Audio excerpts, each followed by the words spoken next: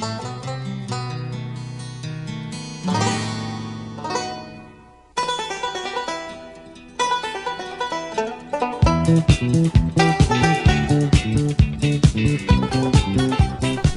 and welcome to another episode of the Cover Zero podcast, the show where I cover the least in the best way possible. I'm your host, Jason Wells. Today is Wednesday, October 1st. The Dolphins won a game. Did it come at a huge cost? Yes, it did. But the Dolphins won a game, so I'm a little bit more optimistic as the season goes on. But again, still not great, but it's the best I've felt on, I guess, a Tuesday morning so far to start the year. Again, it was another excellent week of football. The blocked kicks, blocked field goals, blocked punts have all continued. 3 more blocked field goals this week. I think we're now up to 11 on the season. There was only 18 last season, and we're already up to 11 through 4 weeks. That's absolutely nuts. We'll talk about those games. We'll talk about, some teams falling apart at the seams. Other teams still continuing to ascend and look good. This is kind of the week where we kind of get the gist of who teams are at this point. I think that the AFC is still wide open. This week will be the week 4 recap, talking about all these games. And then, of course, the college football highlights. I guess let's just get into it, starting off with the college football highlights here. Alabama beats Georgia, as they typically do, 24-21. Very good game. Ty Simpson might be an NFL draftable quarterback. We'll see how the rest of the season goes. But during this game, they threw a screen pass to Caden Proctor. Get out of that guy's way. He is 6'7", around 370 pounds. He's projected as one of the top tackles in the draft. I think he might be a better guard, but Caden Proctor is a mammoth of a man. Get out of the way when he's got the ball. Virginia upsets number 8 Florida State 46-38 in double overtime. Virginia walk-off TD in double overtime. No, it wasn't a walk-off TD. They were on defense because wide receiver for FSU, Squirrel White, was down in the end zone when everyone started to rush the field. I don't know how Virginia Stadium works, but there's not barriers around stuff, I guess. So as soon as the game was over, they all rushed the field. Looked like Squirrel White could have got transferred. And yes, his name is Squirrel White. That is a crazy name. We'll keep going. Couple of NFL draft receivers to look out for in this one. We got USC's Mekhi Lemon and Arizona State's Jordan Tyson, each having big games respectively. Lemon, 11 catches, 151 yards and 2 TDs. Tyson, 8 catches, 126 yards and 2 TDs. Those are looking like potential first-round receivers. And then last note here, James Franklin and Penn State lose another big game because of course they do. They lose to Oregon 30-24 in overtime. Dante Moore just continues to look like the part, deliver in big moments, while Drew Aller just continues to look like Drew Aller and not elevate his game where it's needed. And those are the college football highlights.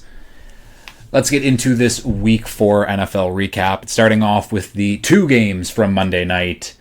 And we will start off with the Jets and the Dolphins. Jets 21, Dolphins 27. We won the game. I'm very excited, very happy that we won the game, obviously.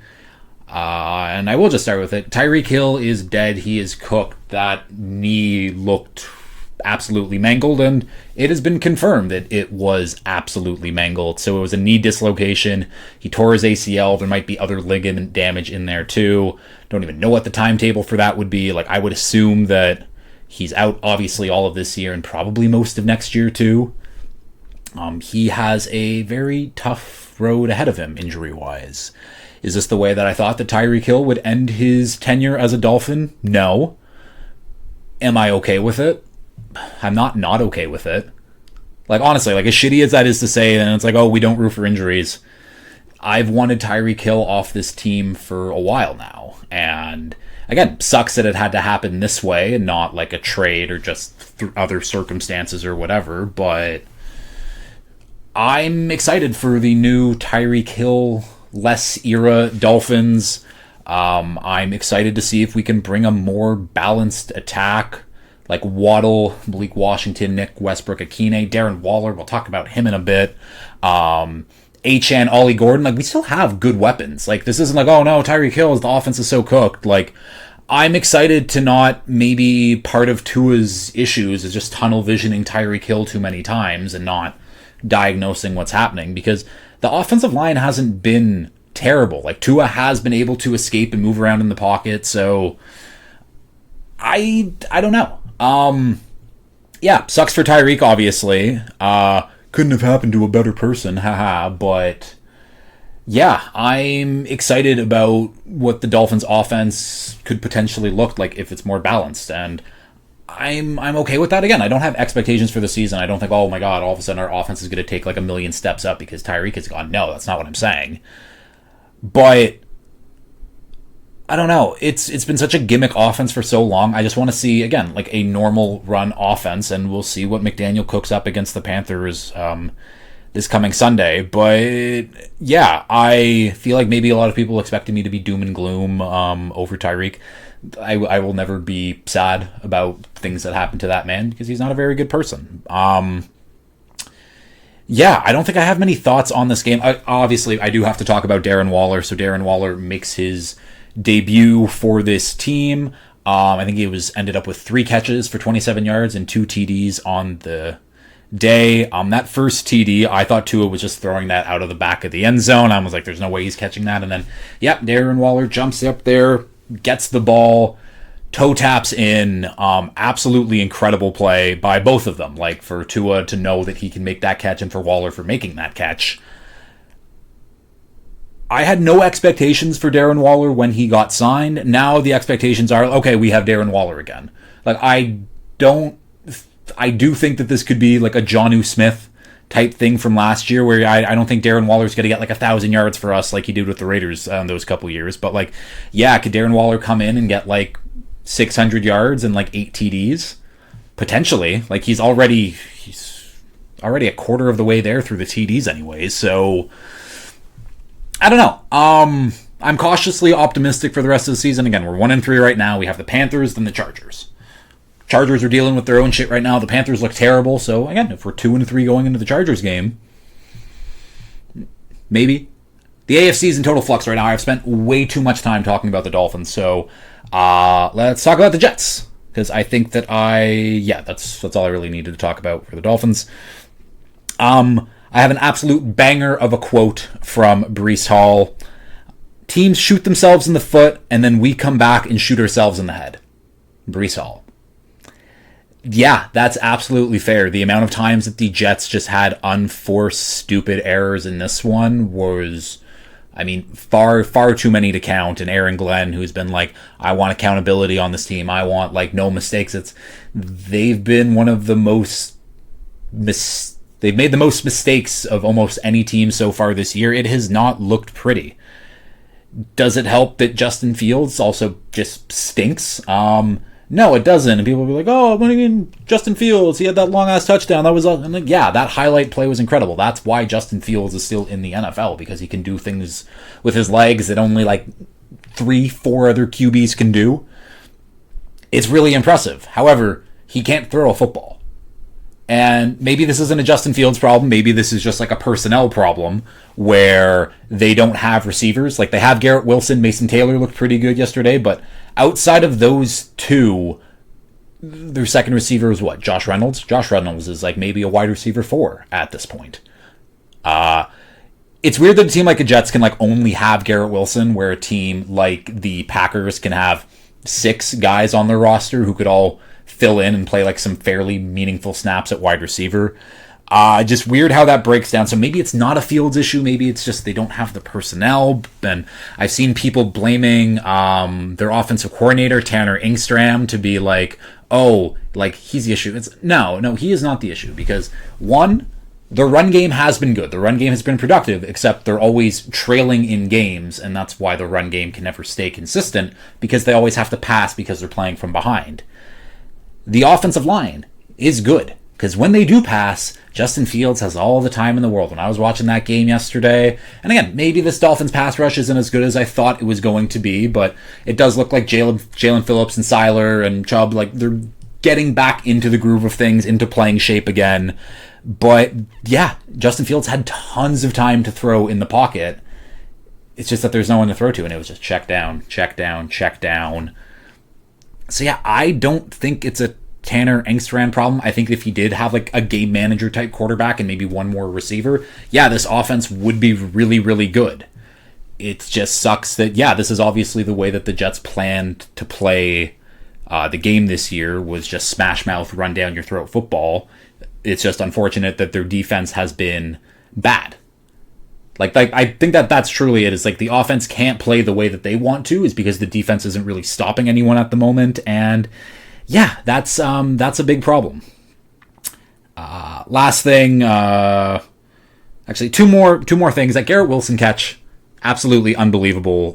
He is, again, if you gave him proper QB play, he would be one of the best receivers in the NFL, except he just hasn't had proper QB play. And Justin Fields is 0-25 when an opponent scores 21 plus points. Yeah, that's really bad. Offense scores 3 touchdowns. Justin Fields not winning that game. Not winning that game at all. Absolutely brutal. We're going to the other Monday night game, which was also absolutely brutal. Bengals 3, Broncos 28. I kind of called it. This was going to be the Bo Nix reminds people why he's a slightly above average QB. Because, yeah, Bo Nix, the stats looked good in this one. People were getting open. It was, oh my God. And then he has that one play in the red zone where they're on the 2, and he just throws maybe one of the worst interceptions I've ever seen. Yeah, but this will get people believing into the hype of Bo Nix again, even though Bo Nix is just flat out not a good quarterback. Because you know what? The Bengals absolutely stink. And I'll stick on the Broncos just for a little bit right now. But because the Broncos, again, they did their job. That defense played well. Pat Surtain shut down Jamar Chase, but it was also Jake Browning throwing the football. So regardless, RJ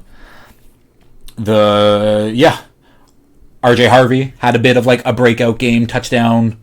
I think he had like 40 yards receiving, 40 yards rushing. So good game from him. Dobbins continues to be great. Again, this was, a game I expected the Broncos to play. I think we don't have to spend too much time on the Broncos because they did exactly what they were supposed to do. The Bengals are the worst team in football, and I don't say that lightly. They are. They just flat out are. It doesn't matter. They have Jamar Chase, T. Higgins, Trey Hendrickson. The rest of the roster is just awful, doesn't show up, built so poorly. They're going to continue to get blown out in every single game this week unless a change is made, and I don't know how a change gets made at this point. Again, maybe they get the head coach firing bump. I have no idea, but there's not a thing that I can point to and be like, that's what the Bengals are doing well, because nothing is good. Their run game has been by far the worst in the NFL. They have 200 rushing yards as a team through the first 4 weeks. 24 running backs have more. That's how bad. It's not even like, oh, they're sort of like, it's like, no, they're bad at everything. Their offensive line is terrible. The defense is terrible. There is not a bright spot to point to on this team. Maybe the bright spot is, it's like, hey, you're probably going to have the number 1 overall pick. Maybe, like, again, definitely a top 3 pick. There's no way that the Bengals come out of this season. Joe Burrow, there's no way he's coming back at all if this is how poorly they're going to play. But yeah, the Bengals will finish with a top 5 pick on the season, definitely. I will say top 3 pick. It'll come down between them and Cleveland and those divisional matchups where I guess the Bengals already won one. So that's a big upper hand anyways, I guess. But no, the Bengals will be picking top 5 for the second time now in the Joe Burrow era. Say what you want about the Dolphins. We haven't... when did we pick in 2021? No, we've only picked once. No, have we picked top 5 in the Tua era? We have not picked top 5 in the Tua era. Either way, Bengals are absolutely terrible. They will continue to be terrible. They get the Lions this week. That's a lot of fun. Somehow that spread's only 9.5 though, and I don't understand that. So regardless. Next game up here, going back all the way to Thursday Night Football now. Seahawks 23, Cardinals 20.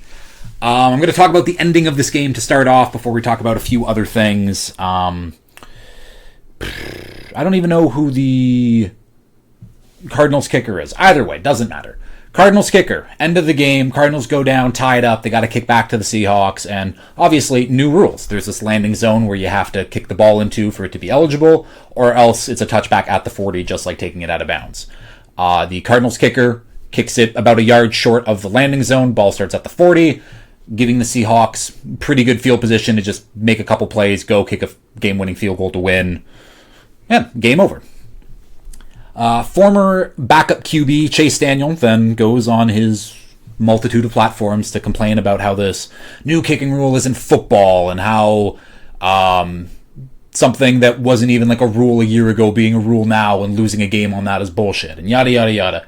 The new rule is excellent. First of all, that's the rule. You kick the ball into the landing zone. And if you're not comfortable doing this squib kick that's working for a lot of teams right now, like consistently, then yeah, maybe at the end of the game, you should just do a normal kick deeper back to just make sure that you don't give them much better starting field position. I've somehow become a huge advocate for this new kickoff rule because again, the kickoff is important. Special teams are important. And now we have this much bigger emphasis on special teams in general. I mean, special teams as a whole this year has been, really up from one perspective and then really down from another. And I think that matters. I enjoy that special teams have become a part of football plays again. And if you want to sit around and complain about, oh, that's bullshit, he only kicked it a yard short, that like he shouldn't get penalized. He absolutely should get penalized for that because that's the damn rule, Chase. Then goes on to talk about like, oh, how like the offensive distance is shorter and like leads to just easier scoring drives. When again, the teams that have figured out the rules so far, the Rams and the Panthers, their team's average starting field or opponent's average starting field position is around like the 20 to 25 yard line. Oh my God, I'm saying too much. Regardless, I like the new kicking rule. This should not be a thing that people complain about. Chase Daniel, you're an absolute idiot. That is a moronic brain dead take. We'll keep going to the actual bones of this game. The Seahawks defense is absolutely lights out, incredible. They do so many fun things. Other than Riq Woolen. Riq Woolen is really good when the quarterback has the ball in his hands. He sticks to you like glue. You can't shake him. And then as soon as the ball gets thrown his way, he loses all sense of what he's supposed to do as a corner and allows a lot of big plays to happen. There has been trade interest and rumors about him for, I think, pretty good reasons because he is supremely talented. He's lacking something. Something isn't clicking for him right now. But the rest of that defense didn't matter. They sacked Kyler 6 times in this one. Devin Witherspoon half a sack. Ernest Jones half a sack. Josh Jobe half a sack. Drake Thomas had a sack. Uchenna Nwosu 2 sacks. Leonard Williams had a sack and a half. This pass rush is very, very good. They will continue to get after teams week after week. They have the Bucs coming up this week, so that'll be a very good test for them. The offense on the other side took them a little while to get it going. Jackson Smith and Jigba didn't have a single catch in the first half and then ended up with a pretty decent stat line of 4 catches for 79 yards. The offense looks good. Again, I do like the Cardinals defense and like some of the stuff they do, and they were a little banged up as well, but this Seahawks defense has been a pleasant surprise so far. So I'll take that. Cardinals on the other side. I said it, was it Friday's episode where I was talking about Marv and people are using the B word about Marv, the bust word, and I came on here and I defended him and I was like, I think it's a little early. Like, I know that Marv is supremely talented and he doesn't get all the targets and blah, blah, blah. Yeah, Marv absolutely sold in the first half for his team. I mean, that first Kyler interception, he was running a post route, I'm pretty sure, and got kind of tangled up with the receiver or the safe, or not the receiver, but with the corner or the safety, and just kind of gave up on his route while Kyler was like, okay, he's going to be roughly in that spot. And yeah, the DB was able to make a very easy play. Second interception hits him right in the hands, bobble, bobble, bobble. Hands it right over to the DB, essentially. And yeah, it looked really bad for Marv at halftime. And then he comes back, second half, makes a few big plays, has that big touchdown where he mosses, I don't know who he mossed. I think it was Devin Witherspoon, who's, again, a very good corner. Absolutely mossed him. And then it's like, okay, we get the vibe of Marv that he can still be really good with just more positive plays and more positive whatever. Yeah, the Cardinals just, again, they shot themselves in the foot early, and really it was Marv, unfortunately, and just couldn't come back in this game. They almost came back in this game, but a little too late. That's kind of been like the story of Jonathan Gannon's like coaching tenure there so far, is like they play themselves out of games, or they play themselves in games the whole time and then lose it at the last second, or they're not in games for like most of it and then come back last second but just can't finish it off. Yeah, again, I think the Seahawks are just the better team, better coach team at this point. It makes a lot of sense. Oh, Trey Benson. I just know Trey Benson doesn't have a lot of burst.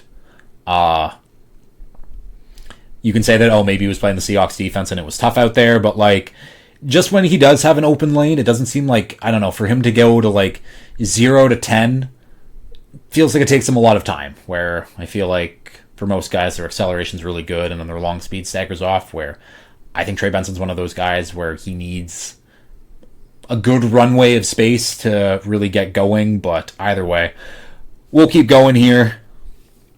Next game up here, Vikings and Steelers in Dublin, Ireland. Even before this game kicked off, we had breaking news of backup Steelers QB Skylar Thompson got mugged, got robbed, got held at knife point. Obviously very, very scary. I think Bleacher Report put out a graphic where it was just Skylar Thompson. It was like mugged and robbed, or it was just a ridiculous thing for them to put out. I mean, ridiculous in a funny way, not ridiculous in of like, how could they do that? Because objectively, it's a funny graphic to just see that. Either way, he's okay, so none of this really, really matters. But I should probably get into the game. And even before I get into the game, right now at school, I have an assignment where I have to go find 19 trees in the woodlot. So I decided that, like, okay, on Sunday morning, I'm going to go do that, forgetting about a game in Ireland. And I was like, okay, I'll watch on my phone. It'll be fine. I did have service. However, I was basically like bushwhacking. I walked 17 kilometers through a forest that day.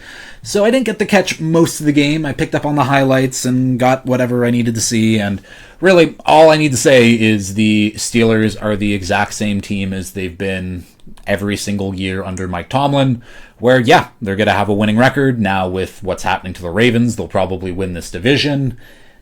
And then, yeah, come playoffs, they'll probably still lose in the wild card. But, you know, they're going to make the playoffs. It'll make their fans happy for the season anyways. And then all of the problems are going to keep reoccurring in the playoffs. But we'll talk about the good right now. DK Metcalf had a big game. I mean, he ran a post route where he just, as soon as he caught the ball, he had enough space around him. And a guy that big should not be able to move that fast. It is very, very scary. The defense is playing much better. Yes, did they play Carson Wentz? But regardless, they are playing much better. Derek Harmon, their rookie out of Oregon, he has been a difference maker in the first two games since he's coming back from his injury. Made a couple big plays for them in this one, and he seems to kind of given that Steelers defense a little more jump and a little more zhuzh. But again, at the end of the day, do I think any of this really matters? No, because I know that the Steelers defense, while their pass rush is good and ferocious, that secondary looks absolutely terrible. And while, yeah, I can talk about the Steelers and how, oh, they got this and they got that, but I don't believe in old man Aaron Rodgers. And some people are like, oh, look at his stats. He's playing really well. He's playing okay. Right now, Rodgers' average depth of target, I believe, is 5 yards. So that's every time he throws the ball. On average, it's going 5 yards past the line of scrimmage. The next QB closest to that is Kyler Murray at 6.4. There has only been one QB since 2010, I believe, and it might be further than that has thrown below, I think, 6 yards average depth of target, and that was Alex Smith, and that was 5.9. And Rodgers is at 5 right now. Like, they are not spreading the ball out. They are not doing anything. I just think that, yeah, the Steelers have had a bit of a cupcake schedule so far. They have been lucky to be in games that they have been in and come away with wins at the end. But again, that's what Mike Tomlin does. They now have a commanding lead of the AFC North somehow. That's the Steelers are just having another Steelers season. What's new? Vikings on the other side. They kind of did their thing. Isaiah Rodgers blocked kick. Shout out for him for having an absolutely crazy 2-week stretch, even on that long DK touchdown. I think DK hit like 21.5 miles per hour or something like that. Isaiah Rodgers hit 23. He's having a breakout year. Like, obviously, it's that one game last week was like phenomenal, but like he is having a really good year. So shout out to Isaiah Rodgers. Carson Wentz is Carson Wentz. He has his moments where it's like, oh my god, wow, like look at that, and then it's like, what the fuck are you doing, Carson? Like, no, stop, please stop. Yeah, I mean, Jordan Addison first game back, got involved a little bit. Justin Jefferson had like a pretty good game for like his standards. Jordan Mason kept, but like, it just wasn't good enough. And Brian O'Neill leaves the game. The right tackle leaves the game early, and then Ryan Kelly leaves the game early with a concussion. I think that's Ryan Kelly's like 5th concussion in like a year. Maybe not that short of a time span, but he's had 5 concussions over like a quick-ish period of time. So that's not good. And on top of that, I think Donovan Jackson, their rookie guard, was also out. So yeah, not having 3 starters on your offensive line against TJ Watt, Alex Highsmith, Cam Hayward, Derek Harmon, Keanu Benton, like Nick Herbig, that's tough. That's very tough. And somehow the Vikings were still close to winning this one in the end. Again, I think the Steelers have had a lot of luck to start their season so far. Vikings, it doesn't look great, but like I think that there is opportunity for turnaround to get a little better. Yada yada yada. We'll keep going. Saints 19, Bills 31. The Bills wanted to lose this one so badly. Like, I don't know how the Saints were basically in this for like most of the game. I know that like you look at the score and it'd be like, well, the Bills won by 12. Like, this was a close game. The Saints had their opportunities to win and just, again, shot themselves in the foot multiple times. Chris Olave had an interception. And it's like, wait, like Chris Olave played defense on like a... No. Chris Olave threw a really bad pass for an interception. Not great. Spencer Rattler is 0-10 in his first 10 starts in the league, 0-10. Not great, and I don't even think... Again, this isn't a Spencer Rattler issue. Spencer Rattler's playing fine. Is Spencer Rattler like some good, great quarterback? Like, no. I think if Spencer Rattler was the Jets QB, the Jets might be 2-2, though. That might be a hot take. I don't know if that really is, but since Spencer Rattler's playing like very okay football, except that the Saints are just a bad team, and it is what it is. Again, nothing really for the Saints. Bills on the other side, they continue to do their thing. I do have a lot of worries about their defense.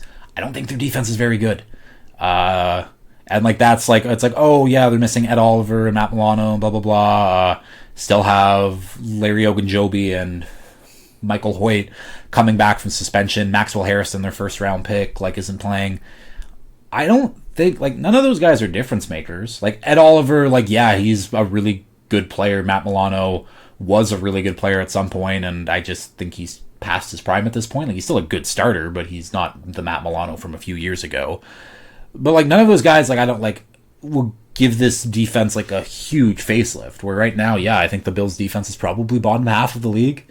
If, again, looking at no stats, just going off what I feel, yeah, probably bottom half of the league defense. Again, they have room for improvement, obviously, with all of those guys eventually getting back in the lineup, but it's looked iffy. And if I can say anything about the Bills and where they've And reasons they've lost in the playoffs is because their defense hasn't held up when it matters most. And I don't know. It feels just kind of like the same old Bills year. So we can keep going. Actually, one more thing. James Cook, Offensive Player of the Year?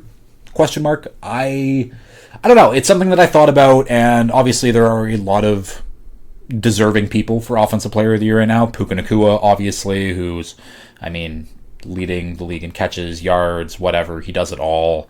Bijan Robinson, I think, is on pace for like 1,400 rushing yards and like 1,100 receiving yards. Like, that's absolutely nuts. Like, Gibbs is obviously deserving. Either way, the list goes on and on and on.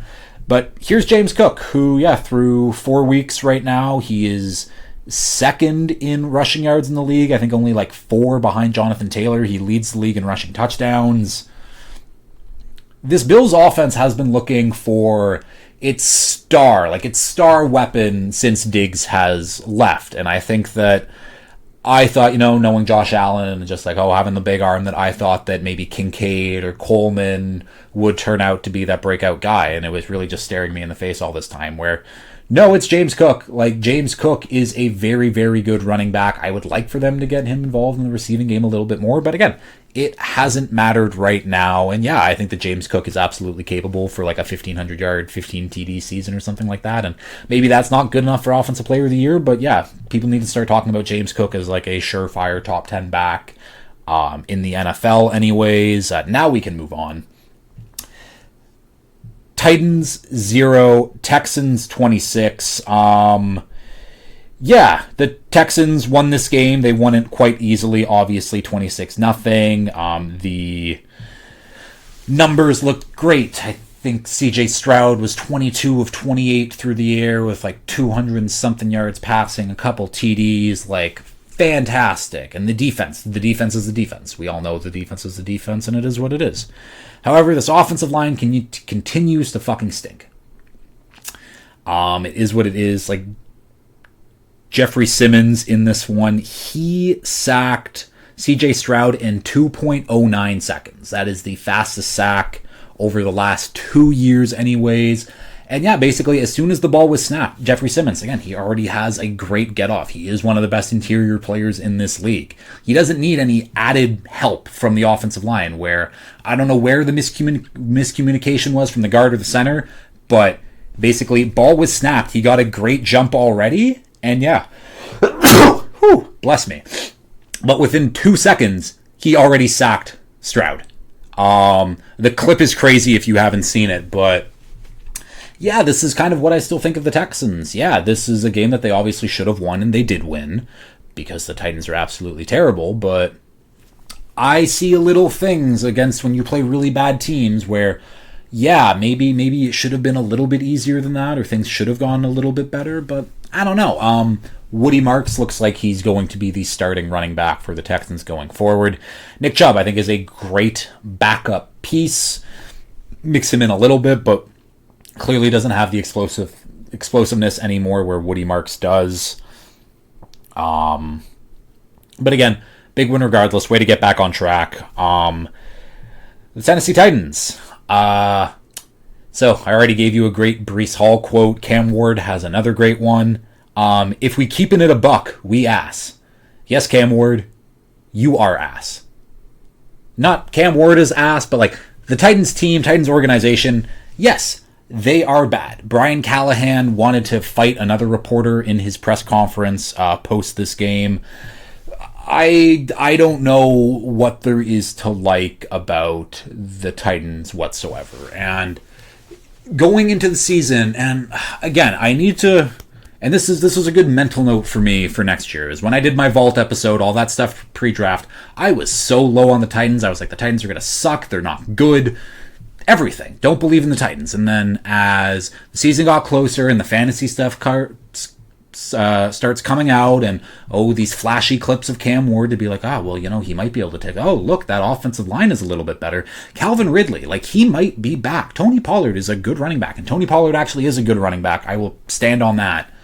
But the rest is, oh my God. Calvin Ridley has been non-existent. This offensive line has been fucking terrible. And yeah, that's why you don't pay Dan Moore $20 million a year. I mean, offensive line is just awful throughout the league, really, especially with all of these injuries. So much has gone wrong with the Titans. And yeah, Brian Callahan gave a play calling duty, and then they put up 0 points. Someone deserves to be fired. Like, really, it's embarrassing. It's bad. And again, my whole thing for Titans fans this year was, again, I thought it was going to be a bad year. I thought maybe there could be some bright moments going through, and that's kind of what you're looking for, is the bright moments going forward of things to build off of and look forward to for potentially next season. There isn't any. Like, honestly, like, there isn't any. The offensive line has continued to just be bad. Alec Iomanor, I guess, has been like a pleasant surprise so far, but regardless, Calvin Ridley doesn't look like he belongs out there, really. Cam Ward, again, he's made a kind of nice, flashy plays, but also a lot of really stupid, dumb rookie mistakes. And again, he's a rookie for a reason. The defense, Jeffrey Simmons is awesome. T'Vondre Sweat, cool. They are still a long way from competing in general. Again, I said the Bengals top 5 pick. The Titans will also absolutely have a top 5 pick in this draft. There's no doubt in my mind about that. Yeah, there will not be a lot of things to look forward to even going into next year. I fear, Titans fans. Anyways, we'll keep going. What game do we have here? There we go. Browns at Lions. Browns 10, Lions 34. So, yeah, the Lions are the Lions, and it was a crazy overreaction that people had week 1, myself included. Kind of myself included, but again, I think the bigger overreaction was to the Packers in that game. But, yeah, the Lions are the clear favorites to repeat in the NFC North again for that division anyways. Just, yeah, like NFC North favorites, or NFC favorites, sorry, in general. Like, when this team is on, when this team is fully going, fully healthy, and last year at this point they were not fully healthy anymore, but now they are. Aiden Hutchinson, welcome back. He had a killer performance in this one. The offense, I mean, just cooks every single week. And really, it does come down to the defense in this one, where, yeah, this defense needs to play at a much better level, and just having Aiden Hutchinson in there will do that. They're getting Aleem McNeil back in a couple weeks too. That'll be another added boost. Maybe Tyrion Arnold can get his head strapped on by that time. Like, that would be great. But yeah, the Lions are still absolute favorites for the NFC right now. I think it's them and the Eagles are 1-2 at the moment. Yeah, and then there's a bunch of other teams that are fighting to get up to that kind of contender spot, but yeah, the Lions are the Lions. Very good team. Everyone kind of cooked in this one for the most part, except David Montgomery. 9 carries for 12 yards and 1.3 average. See, like, that's my thing. So I haven't looked at the box score of this game. I just did now, obviously, but the Browns have obviously had a very good defense and run defense, and because I knew Gibbs had like a good game, and I was like, damn, he rushed for like 6.1 yards a carry. Like, good for them. I didn't realize that David Montgomery had that poor of a game, where, yeah, now it averages out to the Browns doing what the Browns normally do. So that makes sense. But the Browns on the other side. Joe Flacco was done. There was no reason for him to continue playing football games anymore. His arm is absolutely cooked. Go put Dylan Gabriel and see what he can do. Like, again, I don't think it's going to be any better, but it's a little bit different. And then once we're done with Dylan Gabriel, we can throw in Shador, and I don't think that'll be any different either. And then, yeah, you can pick your new quarterback come April, but like, let's move on to the next phase of like the 2025 Browns season. We're done with Joe Flacco. It was a nice story 2 years ago. Let's see what the rookies can do. Again, it won't be good, but either way, they need something. They need some kind of spark, whatever. Quinshaw Judkins, good player. and we'll move on from that. Next game up here, Commanders 27, Falcons 34. After an absolutely terrible held off the score sheet game from the Falcons last week on offense, they put up 34 points. Drake London looked good. Bijan Robinson is absolutely incredible. Kyle Pitts looked good. Mooney got involved. And Michael Penix, he threw the ball really well, and I give them a ton of credit. Or did they play the Washington community? Damn it, I messed that up, and that was going to be funny. I was going to say they played the Washington retirement community, not the Washington community retirement. Damn it, I messed up my joke, and that fucking stinks. Either way, they cooked this old-ass Commanders defense very easily, and for good reason. Whenever you have Bobby Wagner trying to cover Bijan Robinson in space, it's not going to work out for you. I think people are finally starting to realize that Bobby Wagner is not good anymore. And this has been the case about Bobby Wagner for the last 3 years at least. In run defense, when he's going forward, he's good. He can still make run-stopping plays at linebacker. When you want him to cover anyone in space or run down, it's brutal. He has no speed anymore. He doesn't have the instincts to cover anyone anymore, and it's sad to see. But again, he was an All-Pro last year, so he can't be that bad. Falcons win this one easy. I do give the Commanders a lot of credit for actually sticking around in this one. Still no Jaden Daniels, no Terry McLaurin, and they almost won this game. So shout out to the Commanders coaching staff, I guess, because I don't really know who deserves the credit in this one. Cliff Kingsbury, maybe? That's a crazy thing to say, but we'll keep going. Eagles 31, Bucks 25.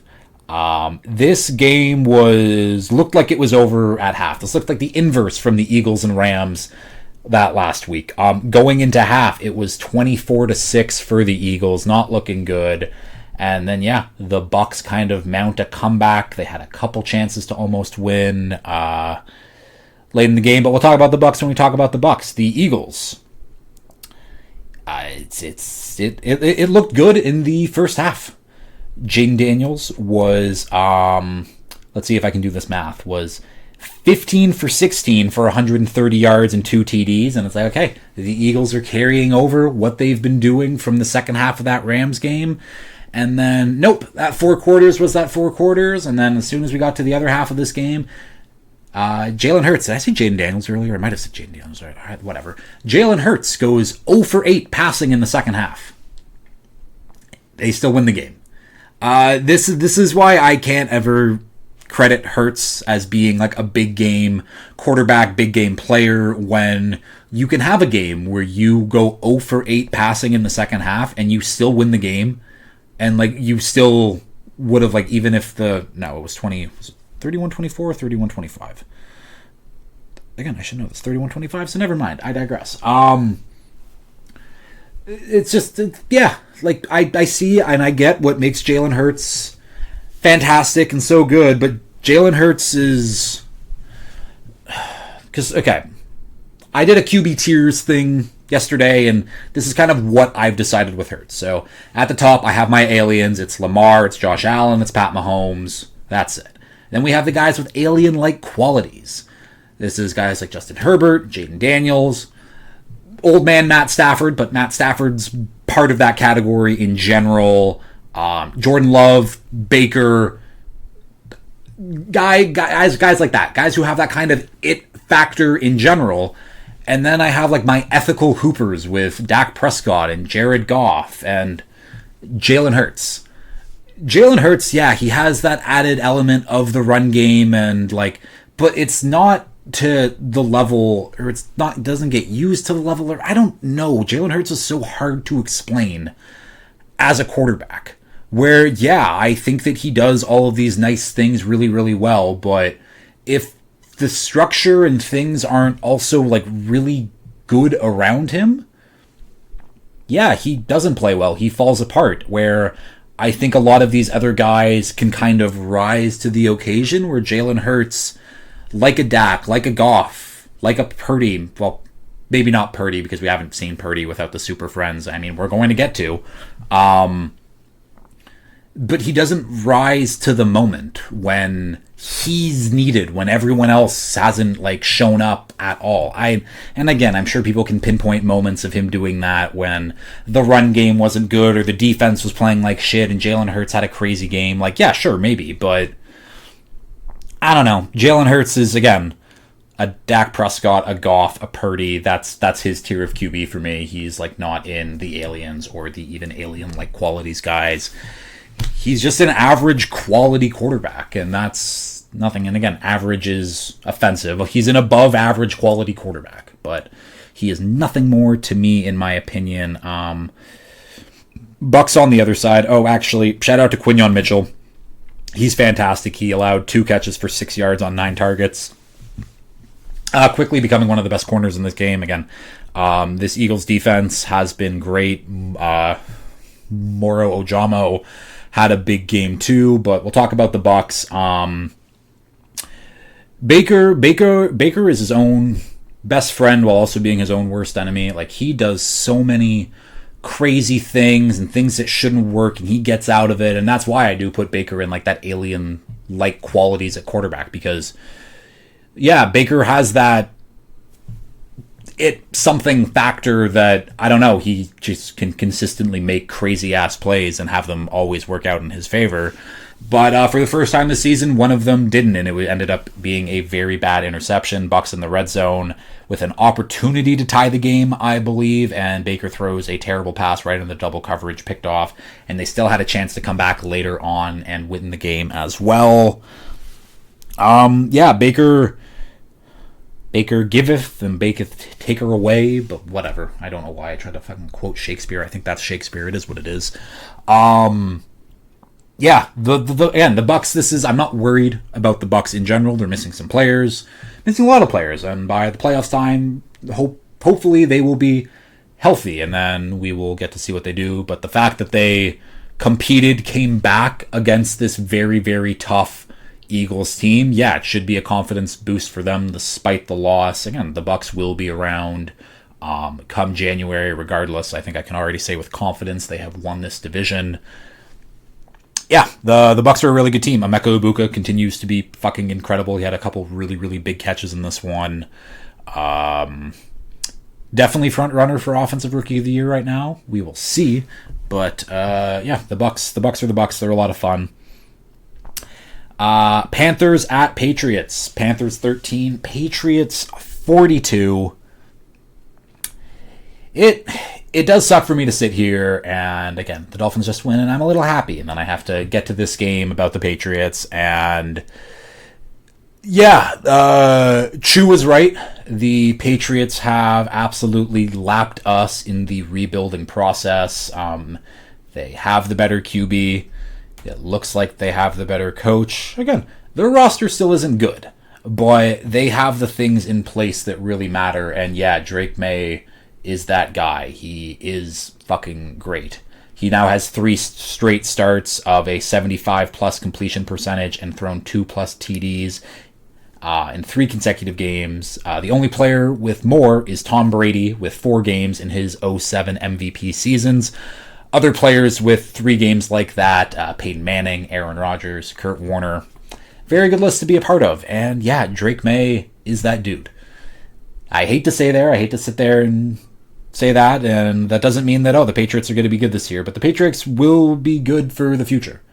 And that's what hurts, is they had this incredible 20-year dynasty, and they're seemingly rebuilt and seemingly have found their next franchise guy within 3 years, where I've never had a franchise quarterback. It sucks. And again, the Patriots are not going to be a good team this year.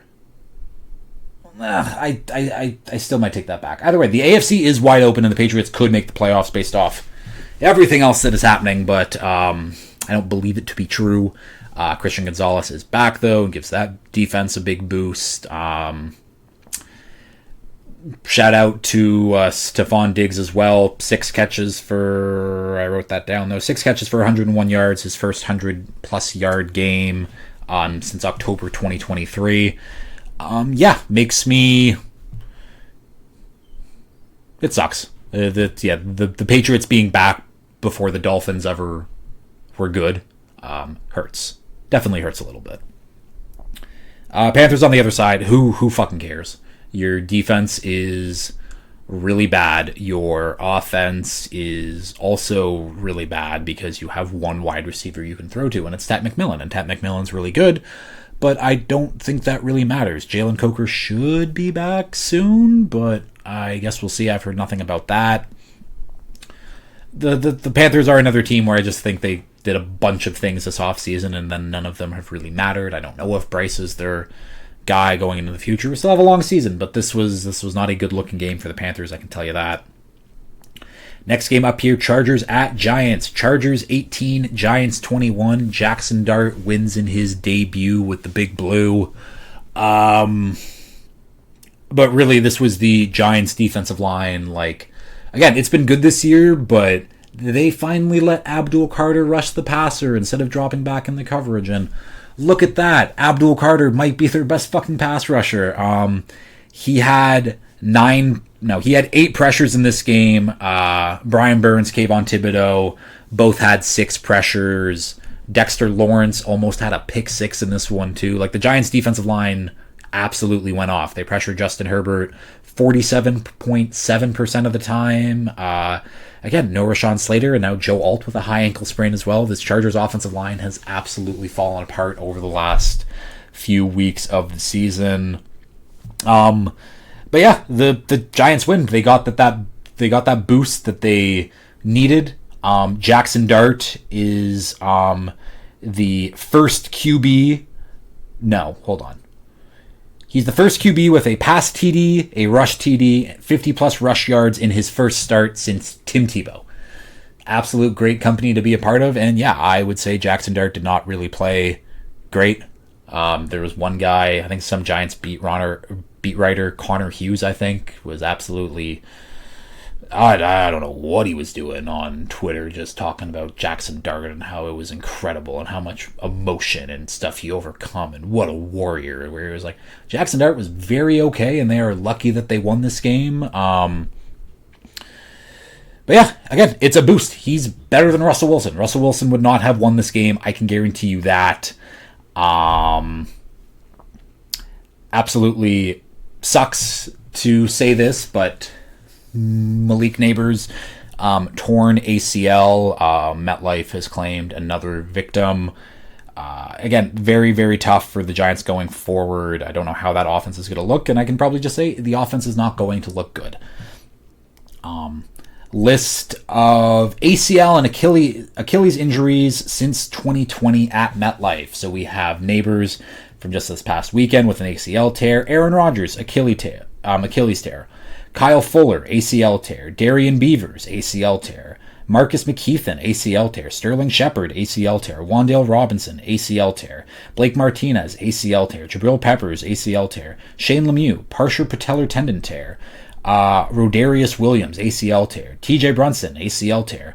Jonathan Harrison, ACL tear. Matt Pert, ACL tear. And Nick Bosa, ACL tear. I think Solomon Thomas should also be on this list as well. Either way, get grass. I don't understand NFL teams not having grass. Grass is much better for everyone, much safer for everyone. I'm shocked that, again, the NFLPA is very bad at their jobs, and obviously with all the debacle that's happened over the summer with everything there, that yeah, obviously they ran fucking poorly. Duh. But yeah, next collective bargaining agreement, grass fields only. It should not be that hard for these billion dollar teams to not accommodate that. And I think I've seen people made the point where, like, well, at MetLife they host concerts, and like it's hard to, like, if you have grass, like that'll get like ruined. And it's like, put a cover over it, put a big box around it, let people like, there are ways around this. You have so much money, get grass. It's better for everyone. It saves your investment Neighbors would not have got hurt potentially on a grass field. I doubt he would have, because that was such a freak injury too. Basically, I don't even know what he did, but he jumped up and then he just kind of like, his toe went down and something twisted, and either way, not good. Chargers on the other side. Herbert has like a come back down to earth moment just a little bit. Still played really well in this one, because obviously in the last 2 games he's been pressured 50% of the time, and that's not good. And now they don't have Joe Alt, so it's even worse. Again, the offense still continues to be productive, though. Omari and Hampton, kind of his first true game as RB1, absolutely went off, and I will give him the credit he deserves here and say his stats while I pull them up. 12 carries, 128 yards, also added 37 yards receiving. He had a crazy game. Tuli Tuipulotu, one of their edge rushers, I mentioned, I'm like, someone needs to step up with no Khalil Mack. That was Tuli in this one. He had 4 sacks on the day. Potential breakout season for him. I guess we will see. Again, it's not great for the Chargers. Their offense will need to carry. Now it becomes a lot harder without their 2 star tackles on the field. But we shall see. Next game up here, Jags 26, 49ers 21. The Jags have the makings of a very good team in this league. They're just still so inconsistent just across the board, whether that be plays in their secondary or just Trevor Lawrence and BTJ not being on the right page. There's a lot of little things that all pile up to matter at the end of the day, where there's a world where, like, come playoff time where the Jags are like, I don't know, 5-1 coming into the playoffs and they can make some noise. I absolutely believe that, because at the end of the day, when you have guys like Josh Hines-Allen and Trayvon Walker and Tyson Campbell and BTJ, Travis Hunter, Trevor Lawrence, Anton Harrison's playing good football, and then you have a guy like Devin Lloyd, who truly is having a breakout season so far. I think he's up to 3 interceptions so far on the year. He's basically been everywhere for this Jags defense so far, and that's a big reason why the Jags defense has been able to take a big step up. I am a believer in the Jags, and again, it hasn't looked great so far, but the pieces are there, the building blocks are there, and Trevor Lawrence, BTJ need to get on the same page, obviously, but there is there needs to just be far better consistency with this team. And I think that they'll be a tough team to beat come later on in the year if they do figure out these inconsistencies. The 49ers, just too many injuries, way too many injuries. Don't know what deal CMC made with the devil, but apparently it came at the cost of all of his teammates. Ricky Pearsall left with an injury in this one. Jawan Jennings left with an injury in this one. George Kittle is obviously still out. Nick Bosa, just injuries just piling up quite literally everywhere. Brock Purdy in this one didn't look healthy either. It's crazy. Again, turf toe just needs a much scarier name, because I hear turf toe and it just seems like a meaningless injury, where Brock Purdy, because of turf toe, still didn't look like he had like full power in his throwing mechanics, which little bit crazy anyways. Don't know why I have that up there. That's supposed to be down there. And I'm a little bit worried for the Niners going forward. Do I think that Purdy will get back to being healthy and the pieces on this offense will come back? And I do think this Niners offense can be pretty damn scary. I do, but a lot of hurt people right now, and it's tough to play quality football when half of your team is injured. Something the Ravens know about. Keep moving. Colts 20, Rams 27. Rams should not have won this game, but we'll talk about that in a little bit. But the Rams are still a very, very good team, and Puka Nacua is an absolute weapon. Literally everywhere, he is so good at football. Through 4 weeks on the year, he has 42 catches, which ties an NFL record with, I believe, Michael Thomas.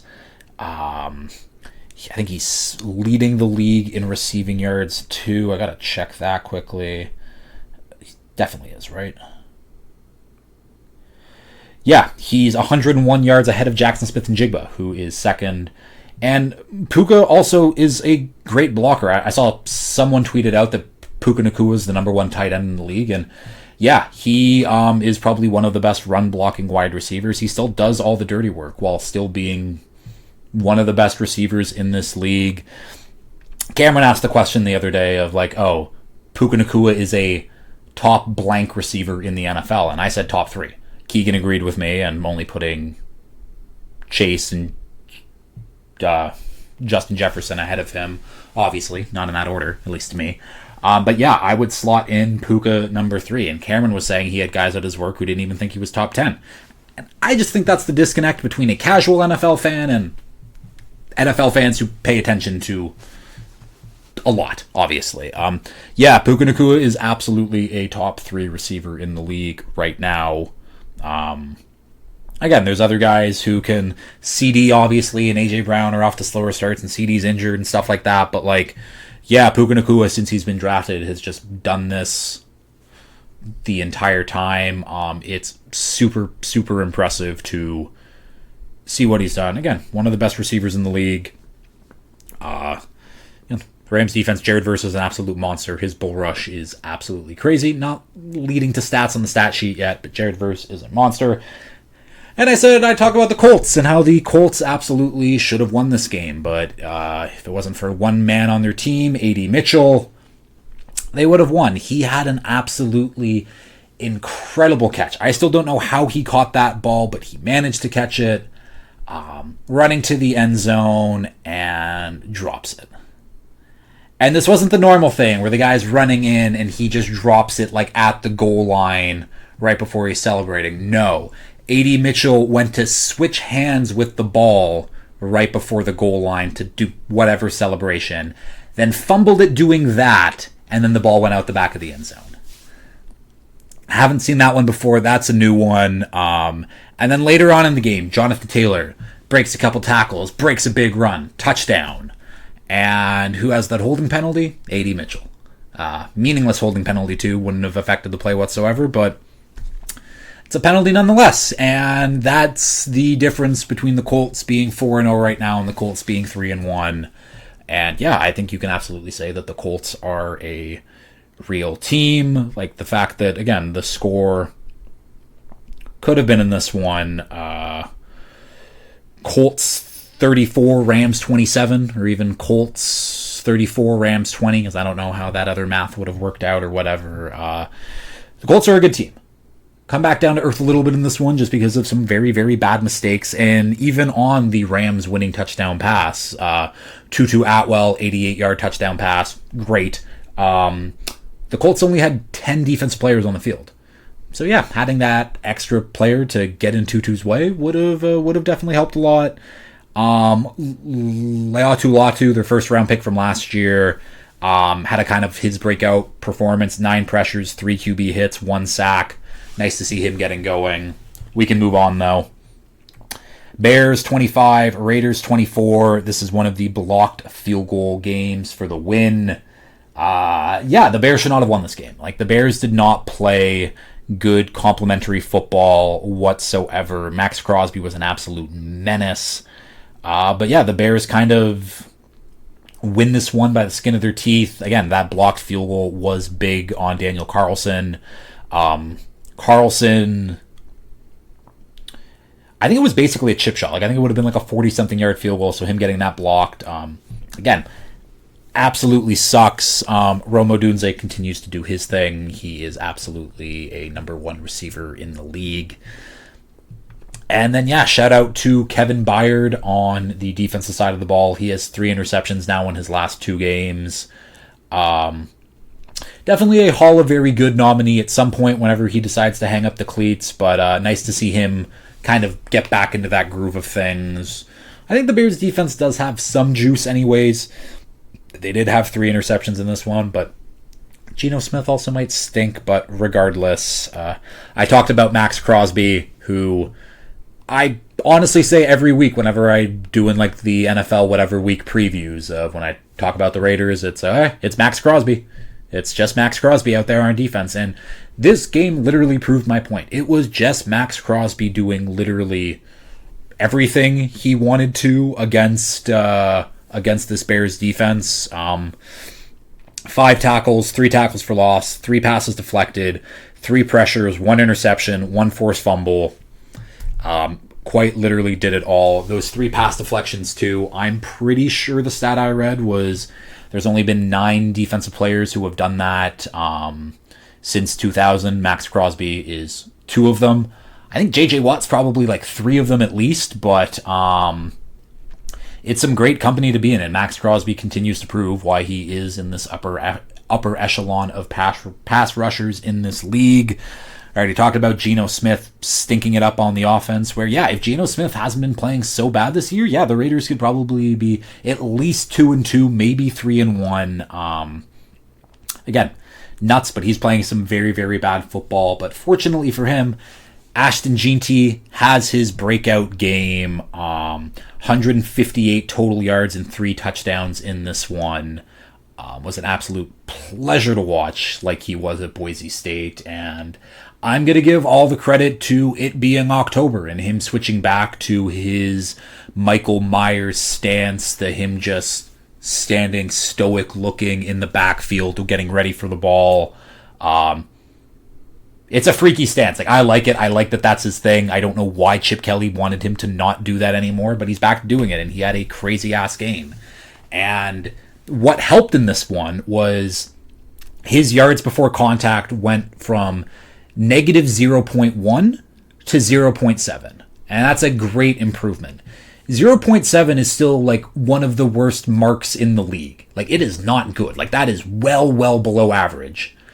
But well below average, instead of like, oh my god, the worst offensive line of all time average, gets Ashton Jeanty to 158 total yards and 3 TDs on the day. Where I can't imagine if he has like an average offensive line, what kind of numbers he could be putting up. He is a special player, regardless of what Ryan Clark wants to say, to being like, Ashton Jeanty doesn't have that it factor. You're an idiot, Ryan Clark, for many, many reasons, but especially for that reason. Ashton Jeanty is an absolute superstar. We'll keep going, though. Ravens at Chiefs. Ravens 20, Chiefs 37. Welcome back, MVP Pat Mahomes. We have missed you.